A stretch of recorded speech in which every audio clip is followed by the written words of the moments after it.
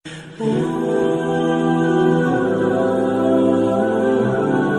اللہ الرحمن الرحیم۔ السلام علیکم ورحمۃ اللہ وبرکاتہ۔ سامعین، آپ صلی اللہ علیہ وسلم نے فرمایا کہ 7 ایسے آدمی ہیں جن پر اللہ پاک اپنی رحمت کا سایہ ڈالتا ہے۔ حضرت ابو ہریرہ رضی اللہ تعالیٰ عنہ نبی کریم صلی اللہ علیہ وسلم سے روایت کرتے ہیں کہ آپ صلی اللہ علیہ وسلم نے فرمایا کہ 7 آدمی ایسے ہیں جن پر اللہ پاک اپنی رحمت کا سایہ ڈالتا ہے۔ ان میں سے ایک شخص وہ ہے جو اللہ پاک کا ذکر کرے تو اس کی آنکھوں سے آنسو جاری ہو جائیں۔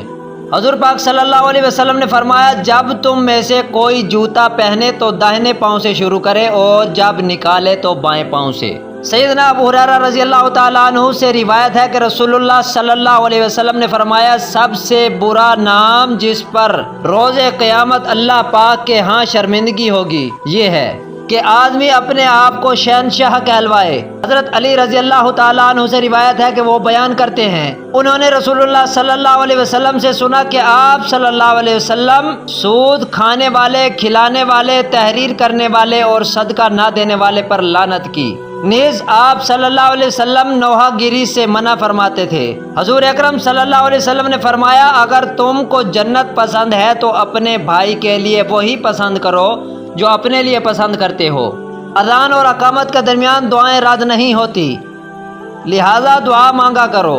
رسول اللہ صلی اللہ علیہ وسلم نے فرمایا کہ ہر گناہ میں سے جتنا چاہے اور جب چاہے اللہ پاک معاف کر دیتا ہے، لیکن ماں باپ کی نافرمانی کے گناہ کا مواخذہ دنیا ہی سے شروع ہو جاتا ہے، اسے معاف نہیں کیا جاتا۔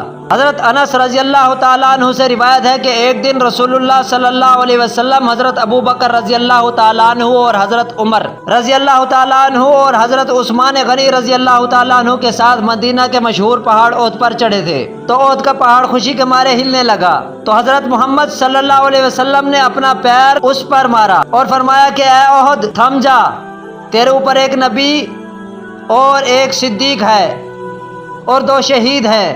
حضور اکرم صلی اللہ علیہ وسلم کا ارشاد ہے کہ میرے رب نے مجھ پر یہ پیش کیا کہ میرے لیے مکہ کے پہاڑوں کو سونے کا بنا دیا جائے۔ میں نے عرض کی، یا اللہ، مجھے تو یہ پسند ہے کہ ایک دن پیٹ بھر کے کھاؤں تو دوسرے دن بھوکا رہوں، تاکہ جب بھوکا رہوں تو تیرے طرف زاری کروں اور تجھے یاد کروں، اور جب پیٹ بھروں تو تیرا شکر ادا کروں، تیری تعریف کروں۔ حضرت ابو ہریرہ رضی اللہ تعالیٰ عنہ روایت کرتے ہیں کہ رسول اللہ صلی اللہ علیہ وسلم نے ارشاد فرمایا کہ جمعے کے دن ایک ایسی گھڑی ہوتی ہے کہ اگر کسی مسلمان بندے کو حسن اتفاق سے خاص اس گھڑی میں خیر اور بھلائی کی کوئی چیز اللہ پاک سے مانگنے کی توفیق مل جائے تو اللہ پاک اس کو وہ چیز عطا فرما دیتا ہے۔